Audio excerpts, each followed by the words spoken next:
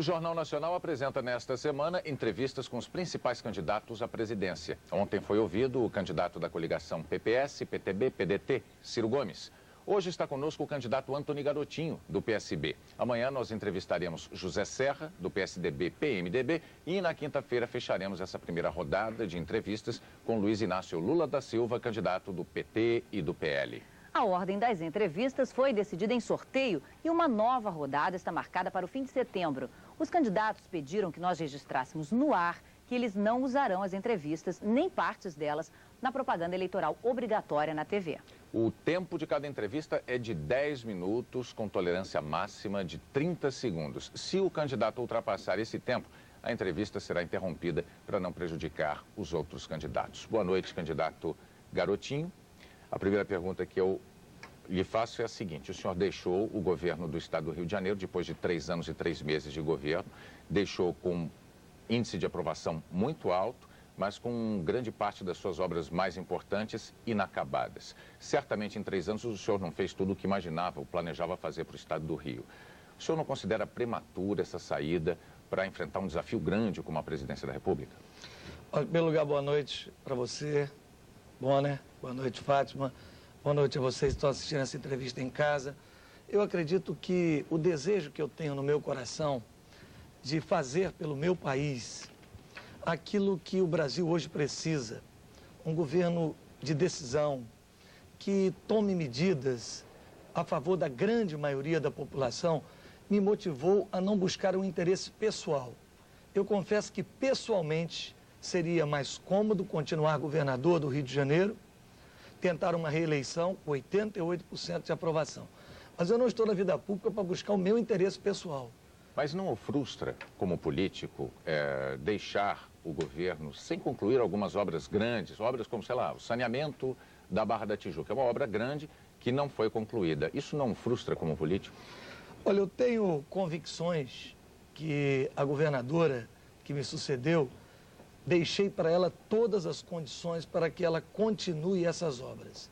Se por incapacidade gerencial ou qualquer outro problema ela não levar adiante, eu tenho certeza que a governadora que vai sucedê-la levará adiante. Eu acho que nesse momento, colocar a minha candidatura como uma alternativa para o Brasil, uma alternativa de fazer um governo de mudanças, mas sem ódio, sem radicalismo, um governo que devolva ao país esperança, otimismo, é tudo o que eu quero e acho que é tudo que o Brasil precisa. Candidato, a segurança pública foi o carro-chefe da sua campanha para o governo do Rio e a situação hoje ainda é gravíssima. No que o senhor acha, onde o senhor acha que o senhor errou? Olha, eu investi muito em segurança pública e vocês são testemunhas. Eu aumentei em 50% o efetivo da Polícia Militar do Rio de Janeiro. Eu comprei 3.000 novas viaturas para a polícia, treinei os policiais e dei, em média, um aumento de 70% para os vencimentos dos policiais. Então, onde é que está o problema? Pus para fora mais de 1.000 policiais corruptos. Houve uma certa melhora. Ninguém pode duvidar que, em relação a 100 dias atrás, a situação se deteriorou no Rio de Janeiro. E, na minha opinião, foi a quebra de um princípio fundamental em segurança pública, o princípio da autoridade. Agora, candidato, então o senhor não acha que esse esquema que foi montado pelo senhor teria sido muito frágil para que em apenas 3 meses ele desmoronasse assim? Veja, o princípio da autoridade basta um gesto, uma palavra, uma postura mal colocada. Que gesto seria esse, candidato? Eu diria que a presença de um secretário de Segurança Pública que mal conhece o Estado e a geografia da cidade do Rio de Janeiro é um fator fundamental para esse clima que nós estamos vivendo hoje aqui no estado do Rio e que é bem diferente do que acontecia 100 dias atrás. Agora, no caso dos traficantes de drogas, o senhor entende que a nomeação de um secretário com essas características desencadeou um processo de liberação? Eles disseram, então agora vamos começar a atacar e a barbarizar pela cidade? Porque a pergunta eu faço porque ainda no seu governo, o repórter Tim Lopes realizou, nós exibimos e foi premiada a reportagem sobre feira de drogas. Foi no seu governo ainda. Na ocasião, houve a prisão, inclusive, de alguns dos bandidos que ali apareciam. Um deles fugiu da cadeia pela porta da frente, estão todos soltos no momento. Quer dizer, será que este é um problema tão recente assim, de apenas 100 dias? Olha, eu não disse que não havia problemas. Agora, havia respeito à autoridade policial. Meu secretário de Segurança Pública, o coronel Josias Quental, um homem que durante 30 anos serviu a corporação, um policial íntegro, ele tinha um planejamento de segurança pública.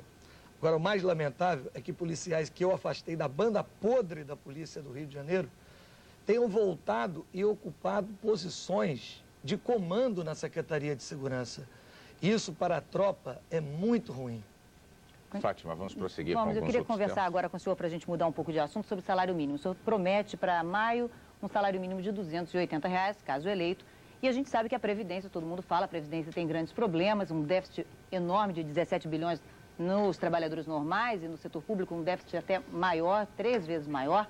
Como é que o senhor vai fazer para essa Previdência não quebrar de vez? Fátima, Bonner, vocês estão nos assistindo em casa. Como é que o país pode viver com 50 milhões de pessoas abaixo da linha de pobreza? Só existe um mecanismo de distribuição de renda efetivo, capaz de acabar com essa miséria, com essa desigualdade que há hoje no país, gritante, que choca as pessoas. É o salário mínimo. Ele pode chegar diretamente a cada lar. A questão da Previdência Social, que é grave e que precisa ser tratada, ela pode ser enfrentada de várias formas. Primeiro, levantamento da própria Previdência mostrou que de cada 4 aposentadorias concedidas, uma é fraudada. Dos 71 milhões de trabalhadores economicamente ativos, apenas 29 contribuem para a Previdência Social. E claro que aumentando o valor do salário, nós vamos aumentar também o valor da arrecadação da Previdência Social. Agora, candidato, o senhor está prometendo para maio. Não seria muito pouco tempo, de janeiro a maio, para o senhor corrigir esses problemas históricos do salário mínimo? Mas também há a possibilidade de nós remanejarmos recursos do orçamento de áreas que não são prioritárias para o salário mínimo. O salário mínimo é vital. E, aliás, essa não é uma promessa minha.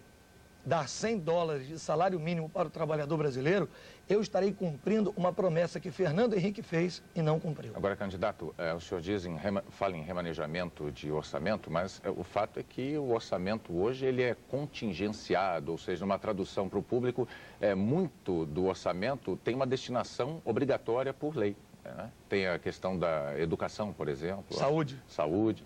E como é que o senhor faz? Qual é a manobra que o senhor tem ali dentro? Mas eu garanto a você, e eu tenho certeza que o telespectador que está assistindo, ele vai ficar muito mais satisfeito, muito mais feliz em ver uma obra de estrada, que muitas vezes é superfaturada, deixar de ser feita, para que os trabalhadores do Brasil tenham um salário decente.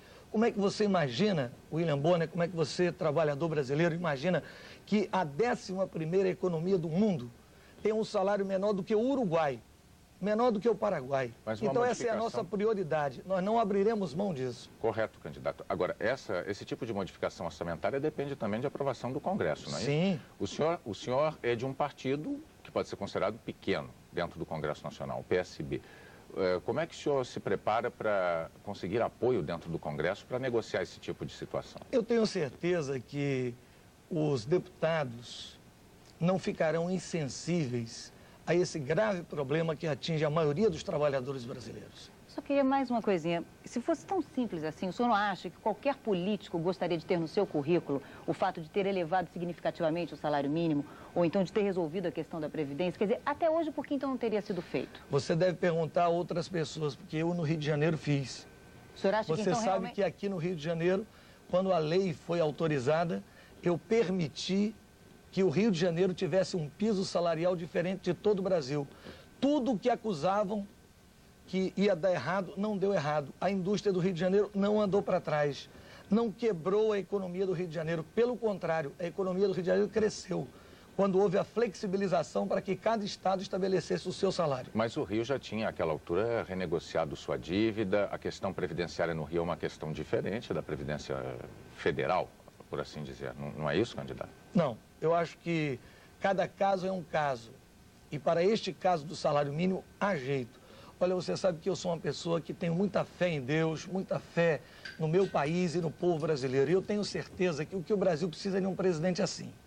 Por isso eu estou me dispondo a colocar a minha candidatura e tenho confiança que esse salário mínimo vai movimentar o comércio vai vender mais, o comércio vendendo mais vai aquecer a indústria e nós vamos sair desse ciclo de miséria e vamos entrar numa era de prosperidade.